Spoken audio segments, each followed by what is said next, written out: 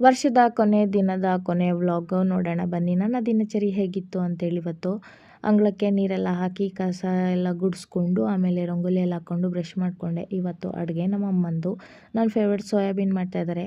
ಇಲ್ಲಿ ಅಕ್ಕ ತಮ್ಮ ಎದ್ದಿದ ತಕ್ಷಣ ಒಂದೇ ಜಗಳ ಅಂದರೆ ಜಗಳ. ಇವ್ರ ಜಗಳನ ತಡಿಯೋಕ್ಕಂತೂ ಆಗೋದಿಲ್ಲ. ನಾನು ನನ್ನ ದಿನನಿತ್ಯದ ಕೆಲಸದಲ್ಲಿ ತೊಡಗಿಕೊಂಡೆ. ಆಮೇಲೆ ಸ್ವಲ್ಪ ಮಕ್ಕಳ ಜೊತೆ ಆಟ ಆಡಿಕೊಂಡು ಡ್ಯಾನ್ಸ್ ಮಾಡಿಕೊಂಡು ಟೈಮ್ ಪಾಸ್ ಮಾಡಿಕೊಂಡೆ. ಅಷ್ಟೊತ್ತಿಗೆ ಮಕ್ಕಳೆಲ್ಲರೂ ತಿಂಡಿ ಮಾಡಿಕೊಂಡ್ರು. ಅವರಿಗೆಲ್ಲ ಸ್ಕೂಲಿಗೆ ರೆಡಿ ಮಾಡಿ ಬಿಟ್ಟೆ. ನನ್ನ ದೊಡ್ಡ ಮಗಳಿಗೆ ಹಸು ಅಂದರೆ ತುಂಬ ಇಷ್ಟ. ಹಾಗಾಗಿ ಅವಳು ಯಾವಾಗಲೂ ಹಸು ಬಂದರೆ ಅದಕ್ಕೇನಾದರೂ ಒಂದೆರಡು ಟಮಾಟೆನಾದ್ರು ತಿನ್ನಿಸಿ ಕಳಿಸ್ತಾಳೆ. ಆಮೇಲೆ ಅಮ್ಮ ಕಾಫಿ ಮಾಡಿಕೊಟ್ರು. ತುಂಬ ದಿವಸದ ಮೇಲೆ ಇವತ್ತು ಕಾಫಿ ಕುಡಿತಾ ಇದ್ದೀನಿ. ಮಕ್ಕಳೆಲ್ಲ ಸ್ಕೂಲಿಗೆ ಹೊರಟೋದ್ರು.